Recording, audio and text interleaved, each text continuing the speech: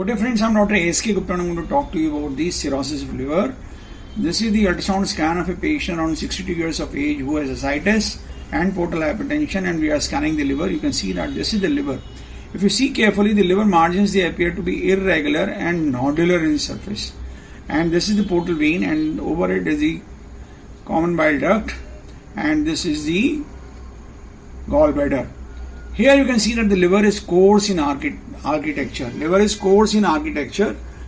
This is because the liver is shrunken and it is 108 millimeters. Usually the liver span is 150 millimeters, and this is shrunken coarse liver, which is suggestive of cirrhosis. And around the liver you can see that there is free fluid, which is suggestive of ascites.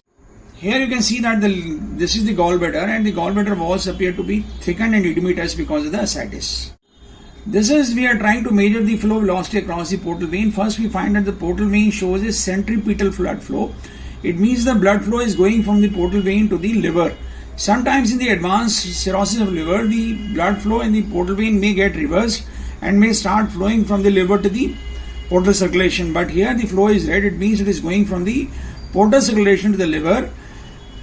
And the flow velocity across the portal vein is around 20 millimeters, which is nearly normal flow velocity across the portal vein. We are trying to measure the flow velocity across the hepatic artery, and we find that the hepatic artery flow is resistive in pattern. Here you can see that the diastolic flow across the hepatic artery is pretty low. Usually the diastolic flow in the liver is very, very high. It is a capacitive flow. It suggests that the flow to the liver has decreased.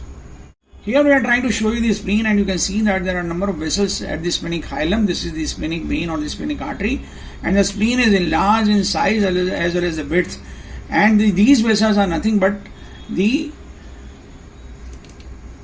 varices, and you can see that the varices are seen in the color flow also, and they represent the portosystemic shunts. This is the splenic vein. I am now trying to measure the splenic vein. I find that the splenic vein is around 16 millimeters in diameter, which is an increased size for the splenic vein. It means that the portal flow or the portal pressure is increased in this patient. This is the right kidney, and you can see that the right kidney shows increased echogenicity, which is because of the hepatorenal syndrome.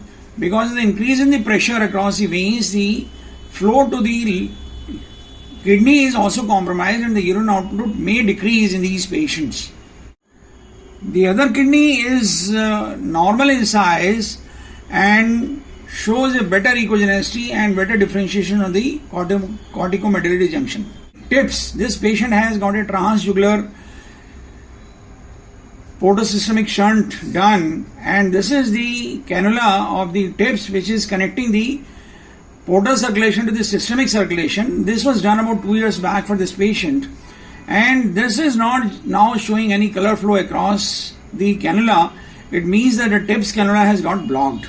I'm going to show you the tips cannula with the decreased gain.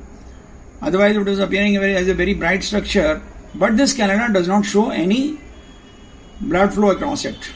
Again showing you the tips cannula without any blood flow. This is the scan of the lower abdomen, and you can see that this is the urinary bladder, and this is the fluid around the urinary bladder, which is ascites. And inside the urinary bladder, if you see carefully, you find that the prostate is enlarged, and this is the median lobe of the prostate, which is enlarged. So this patient is having cirrhosis of liver, portal hypertension with the tips cannula in place but blocked, and the splenic varices and the prostate enlargement, with the restriction of the flow to the liver through the hepatic artery and the centripetal flow in the portal vein. I hope you like this video. In case you like it, please do subscribe to our channel. Do not forget to press the like button and share the video among large number of friends. Thank you very much.